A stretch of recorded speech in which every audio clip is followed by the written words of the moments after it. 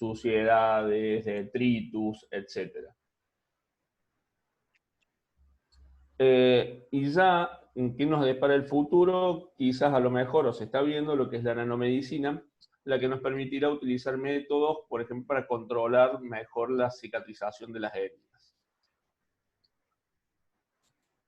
Los últimos avances, los avances más recientes en biología celular y molecular, amplió bastante, digamos, la comprensión de los procesos biológicos, implicados sobre todo en la reparación de las heridas y la regeneración tisular, lo que dio un lugar a las mejores francas en el cuidado de las heridas. Pero ahora bien, ¿qué es una herida, digamos? Una herida es una solución de continuidad, ¿sí?, de los tejidos, mientras que el poder de reparación que tienen todos esos tejidos, los seres vivos, se denomina cicatrización. Y esta cicatrización es un proceso dinámico, ¿sí?, es interactivo, en el cual participan mediadores solubles, extracelulares, células sanguíneas, células de la matriz tisular y células del parénquima. Como se ve en este gráfico, ¿sí?, la cicatrización es bastante compleja y forma parte de toda una interacción entre muchos tipos de células, como le dije anteriormente, con mediadores o citoquinas y con la matriz extracelular. A nosotros lo que vamos a ver van a ser todas las fases de la cicatrización, que en realidad son 4, ¿sí?, que es la coagulación o hemostasia, que es la primera, la fase inflamatoria o fase defensiva, la fase proliferativa de reparación de los tejidos y la maduración. Al último vamos a ver la clasificación de las heridas y con eso vamos a finalizar. El primer paso, como les dije, es la coagulación y es la primera respuesta ante la pérdida de plasma y células sanguíneas por la ruptura de los vasos. Esta coagulación es producida por dos importantes cascadas. Una es la vía intrínseca y la otra es la vía extrínseca, y ambas vías van a llevar a la formación de trombina. Esta enzima va a convertir el fibrinógeno en fibrina y esto va a provocar en sí la coagulación. Primeramente, en este proceso de coagulación hay una vasoconstricción rápida, ¿sí? El coágulo de fibrina que ya se obtuvo, digamos, por vía extrínseca y por vía intrínseca, además de garantizar esta hemostasia, de evitar que siga sangrando, el coágulo inicial lo que va a hacer es, junto a la fibronectina, el coágulo inicial junto con la fibronectina, lo que va a formar parte, de una matriz provisional, que lo que va a permitir es la migración de células inflamatorias y de células dérmicas y epidérmicas. Estas citocinas, por ejemplo, que son el factor de crecimiento de las plaquetas, el factor de crecimiento fibroblástico, el factor de crecimiento transformante, etc., van a ser los responsables de la emigración y activación de todos los neutrófilos y de los macrófagos. Y aquí, en realidad, en esta parte, es donde comienza, sinceramente, la etapa inflamatoria. La etapa inflamatoria dura aproximadamente 72 horas, ¿sí? Y después de esa vasoconstricción rápida que tuvimos al principio, que era indispensable para poder hacer una buena hemostasia, va a seguir una vasodilatación, lo que va a permitir que las células circulantes a la herida lleguen al foco. Con los factores que se liberaron anteriormente, que ya les había dicho, los factores plaquetarios, etc., más algunos péptidos bacterianos de heridas, se produce lo que se llama la atracción de los leucocitos, de los neutrófilos, y monocitos al área dañada. Los neutrófilos son los primeros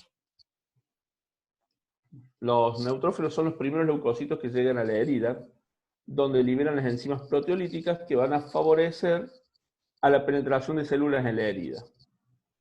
Y esto también lo que va a permitir es que haya una limpieza de las heridas, digamos, y va a ejercer a su vez una acción antiinfecciosa local antes de ser fagocitados por los macrófagos.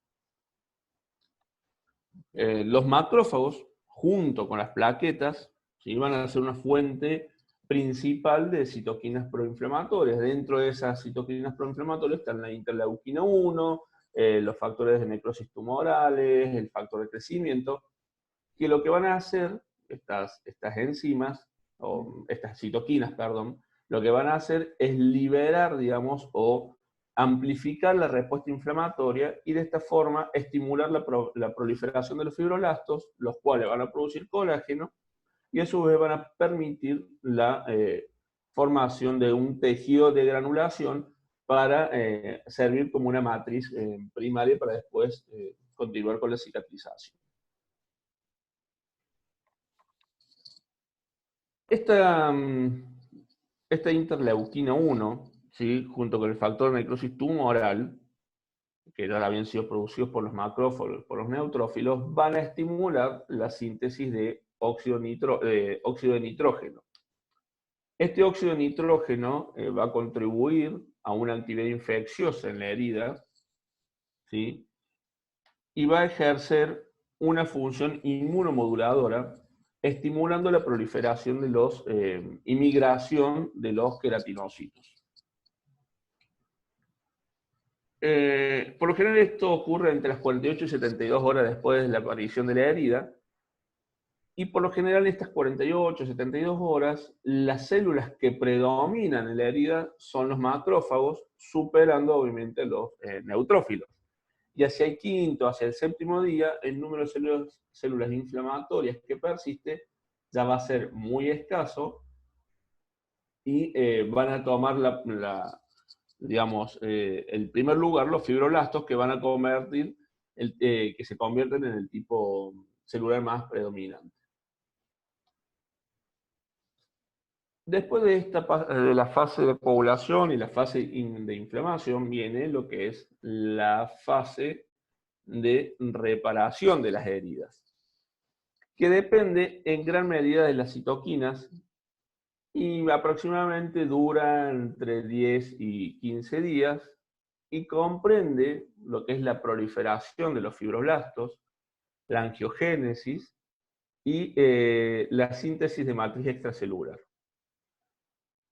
Este proceso de reparación tisular va a constar de dos etapas. Una, que es la regeneración, digamos, y la otra es la cicatrización o fibrosis. Con respecto a la cicatrización, un segundito acá. Con respecto a a la regeneración, se van a sustituir las células lesionadas por otras de la misma clase. En este caso hay una proliferación del parénquima a una base de una hiperplasia, una hipertrofia celular. El otro proceso es la cicatrización o la fibrosis. En este caso se sustituye, digamos, por tejido conjuntivo fibroso que va a dejar una cicatriz permanente. Hay una limpieza de los restos necróticos y hay una proliferación vascular y celular. Y todo este proceso, digamos, entre la regeneración y la cicatrización va a ser lo que va a formar a futuro la cicatriz.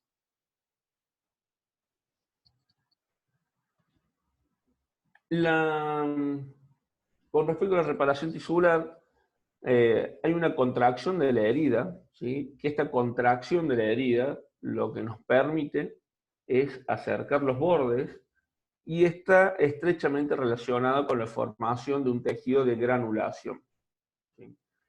Esta contracción de la herida se va a deber en gran parte a la transformación de algunos fibroblastos en miofibroblastos, los que tienen capacidad de contraerse, y lo que hacen es transmitir esta actividad contráctil al tejido que está circundante a la herida. La fase de reparación tisular va a finalizar cuando se produce la colonización del epidermis por las células de Langerhans y por los melanocitos. Y por último viene la fase de maduración. Esta fase de maduración es la más larga de todo el proceso de cicatrización y puede persistir hasta un año después de haberse producido la lesión principal. El objetivo principal de la fase de maduración va a ser restaurar la función del tejido lesionado, y lo que se produce acá es síntesis y destrucción de colágeno de manera equilibrada. Por lo general, el colágeno que participa y se sintetiza en esta parte, la gran mayoría es colágeno tipo 1. ¿Vamos hasta acá o vamos bastante rápido? No, está No, bien, profe, está bien. Bueno, medio aburrido, ¿no? Pero bueno, es lo que nos toca hoy. Bueno, con respecto a la maduración, vamos a decir que si hay una tasa de síntesis y destrucción de colágeno, y esto para que se produzca la maduración de la herida, hay una lucha entre la síntesis y la maduración de la herida, pero entre la síntesis y la destrucción del colágeno. Si la tasa de síntesis del colágeno es mucho mayor que la tasa de destrucción, ¿sí? Se va a producir una cicatriz hipertrófica o una cicatriz queloide. No es lo mismo decir cicatriz queloide que decir cicatriz hipertrófica. Son dos cosas totalmente distintas. Una cosa es la cicatriz queloide, ¿sí? que es esta que está acá, que son cicatrices que se extienden más allá de los límites de una lesión y van a invadir todo lo que es el tejido circundante a la herida. Y por lo general son cicatrices que recidivan luego de una resección. Por lo general son cicatrices chicas que cuando uno le hace la resección quirúrgica, la primera vez vuelve a hacer una cicatriz más grande, cuando hace una segunda resección la cicatriz se triplica o cuadriplica el tamaño normal que yo tenía. Por lo general la cicatriz queloide, que es esta que está acá, la cicatriz queloide, el tratamiento suele ser, en algunos casos, corticoides, en otros casos suele ser cirugías láser, ¿sí? Porque el tema, no sé si alguno de ustedes tiene cicatriz queloide o le han producido una cicatriz queloide, el tema del cicatriz queloide es que duele con el tiempo, sigue doliendo, una cicatriz que sigue inflamada, que sigue roja, que se sigue produciendo colágeno. Entonces la idea es esa, evitar que se siga produciendo colágeno a futuro, que no duela, que no moleste y que se achate lo más posible. Y la cicatriz hipertrófica, que es una cicatriz que si bien están bastante abultadas, digamos, que es esta que está acá, se limitan por lo general a los márgenes de la herida, están rojas, son cicatrices que están también en un proceso de inflamación, pero por lo general en algunos casos puede tener alguna regresión espontánea y transformarse en una cicatriz plana sin ningún problema. Y también por lo general no suelen recidivar con la extirpación quirúrgica. Obviamente que esta cicatriz que es hipertrófica puede evolucionar debido a muchos factores, sobre todo factores de tensión o factores relacionados en sí con la cirugía, con tipos de sutura, tipos de incisión, la zona donde se hace la incisión, puede evolucionar hacia una cicatriz queloide. Hay muchos pacientes que en su vida nunca han tenido una cicatriz hipertrófica ni cicatriz queloide, y cuando los han operado de algo, o a lo mejor, por lo general, en las mujeres que suelen tener cesáreas, nunca han tenido una cicatriz queloide, y cuando nosotros los operamos de una colecistectomía o una apendicectomía o cualquier otra cirugía, por lo general hacen cicatriz. También están relacionadas en algunos libros, dicen, con el estrés y con algunos tipos de medicamentos. Pero la mayoría de lo que ustedes tienen que saber es que la cicatriz queloide y la cicatriz hipertrófica están relacionadas con el tipo de cirugía, el tipo de incisión, la cicatrización del paciente, los elementos utilizados en la cirugía. En el cuadro ese que están viendo ahí, en ese gráfico que ven ahí, se ve que la cicatrización, por lo general, la cicatriz se empieza a achatar o termina la cicatrización a los 6 meses, ¿sí? Mientras que la cicatriz queloide continúa todo su proceso inflamatorio y proceso de síntesis de colágeno y de inflamación, más allá de los 6 meses y a veces hasta 1 año o 2 años. Y la cicatriz hipertrófica, por lo general, después del año, año y medio, se aplana y se vuelve una cicatriz normal. Con respecto a la maduración, hay que tener en cuenta que la edad, las fuerzas de tensión que hay en la piel, porque uno no puede hacer cualquier incisión en cualquier parte de la piel, por eso hay líneas, digamos, o fuerzas de tensión en las cuales los cirujanos tratamos de respetar, y sobre todo los cirujanos plásticos. y la presión que hay sobre la herida, o la zona de presión que hay sobre la herida, van a influir en la organización y en la síntesis de colágeno. Por lo general, las cicatrices siempre son menos resistentes y mucho menos elásticas que la piel normal. En parte porque hay un cierto déficit de elastina, ¿sí? Y en parte porque hay una desorganización de la matriz extracelular reconstruida.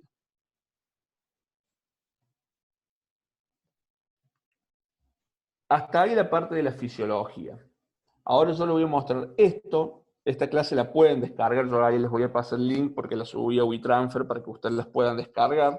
Y les voy a mostrar otra charla en la cual se ven todas las cicatrizaciones que hay. Y vamos a hacer una mini participación de ustedes para que veamos las diferentes cicatrices, heridas que pueden quedar después de una cirugía. Dentro del tipo de heridas, las podemos clasificar. Este cuadro no es mío, lo tomé de otra clase. Dentro del tipo de herida, las podemos clasificar según el estado de la herida, según los planos afectados, según el riesgo, el riesgo de contaminación y según el agente causal que produce esta herida. Según el estado de la herida, ven que las podemos clasificar en una herida abierta o una herida cerrada. Según ya sean los planos afectados, en una herida profunda o una superficial, o esas heridas a su vez, las profundas, superficiales, cerrada, abierta, pueden ser infectadas o heridas no infectadas, y dentro de las infectadas tenemos todos los distintos tipos de heridas que son las incisivas, igual que las no infectadas, incisivas, avulsivas, punzantes, contusas, por ejemplo, incisivas en una cirugía, avulsivas, por ejemplo, en un accidente, punzantes o penetrantes en una herida de arma blanca, por ejemplo, raspaduras o escoriaciones que también pueden ser en un accidente, o cuántas veces cuando éramos chicos nos habremos caído en una bici, o algún golpe, las quemaduras, ¿sí? Que también pueden ser infectadas o no infectadas, y por lo general las quemaduras, salvo que sea una quemadura muy grande, o por electricidad, o por otro tipo, por lo general son heridas casi siempre cerradas, y por fricción y por presión. Dentro de las heridas por presión tenemos lo que son las escaras, sobre todo en aquellos pacientes que están internados durante mucho tiempo, escaras sacras, escaras a nivel del talón, escaras a nivel de los trocánter, etc. Esa es la primera charla y la otra es un poquito más rápida. ¿Dudas, preguntas con esta? No, profe. ¿No? No, Ahí profe. anoten No, profe. el link para que la descarguen en las clases y ya le quede la clase esa, o saquen una foto, ya la subí para que la puedan descargar directamente. Y pasamos a la otra charla.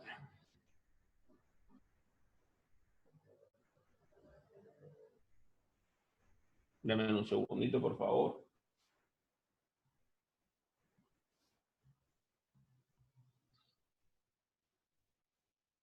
Y ahí le muestro la otra charla.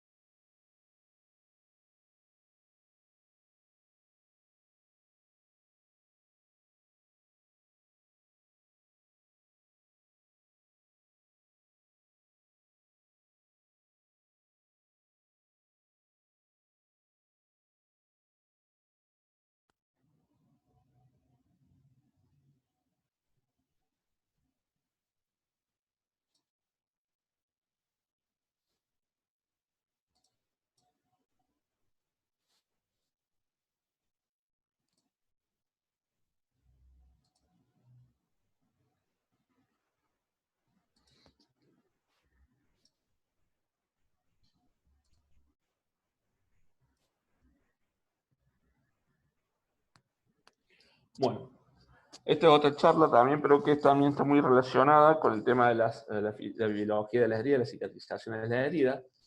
Y acá les voy a mostrar un parte de lo que es en realidad, más que todo, lo que es la curación, cómo se realiza la curación de ciertas heridas y distintos tipos de técnicas. Primero vamos a empezar qué es una curación. Para que usted entienda la curación, bueno, a todos, a la mayoría, alguno debe hacer guardia, o ha hecho guardia, o ha visto cómo se cura una herida. Y la curación en sí es una técnica aséptica que favorece la formación de un tejido de cicatrización, ¿sí?, en cualquier tipo de herida, hasta conseguir la remisión de esa herida. Por lo general, las curaciones, los objetivos responden a absorber todo el exceso de exudado que hay en la herida, tratar de mantener un ambiente húmedo en algunas heridas y un ambiente seco en otras heridas, identificar y eliminar si hay algún tipo de infección, nos permite remover el tejido necrótico y algunos cuerpos extraños, y proteger al tejido de regeneración de un trauma o de una invasión bacteriana. Hay varios tipos de curación, pero lo que a ustedes les interesa es que haya una curación simple y una curación avanzada. Dentro de esta curación simple, decimos que es un procedimiento que se realiza en una herida simple, por lo general con bordes afrontados, y una curación avanzada, que es un procedimiento, digamos, que se da en heridas complejas, en heridas crónicas, lo que nos favorece la cicatrización en segunda intención. ¿Alguno sabe qué significa cicatriz en segunda intención? O por segunda, ¿qué sabemos decir?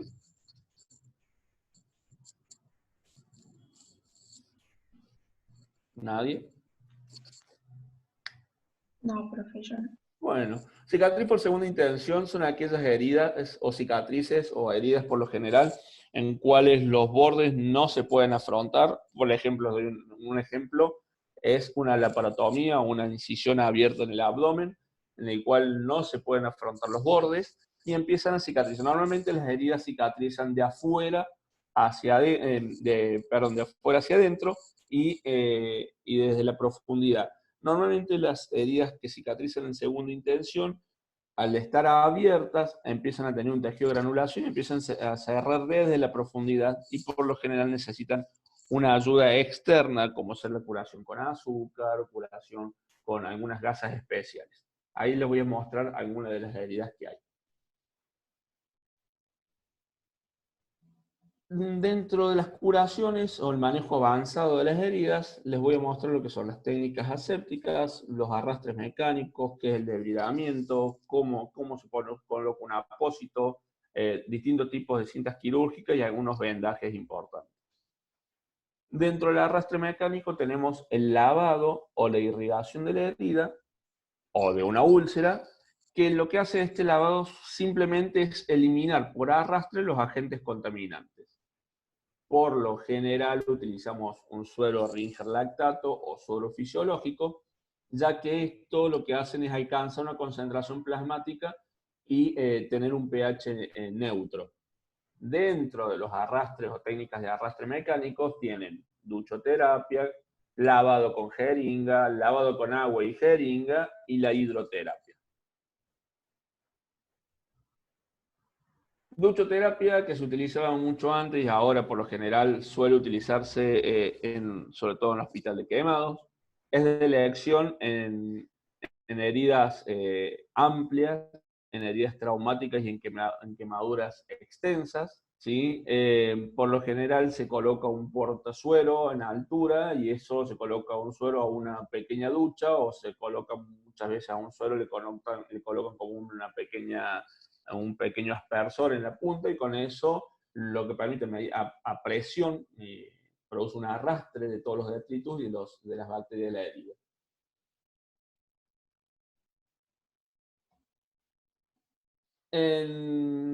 Después tenemos el lavado con jeringa. Por general, lavados con jeringa los usamos en aquellas heridas con cavidades que tienen cavidades muy profundas, ¿sí? Que no solamente vamos a realizar el lavado por arrastre con ducha.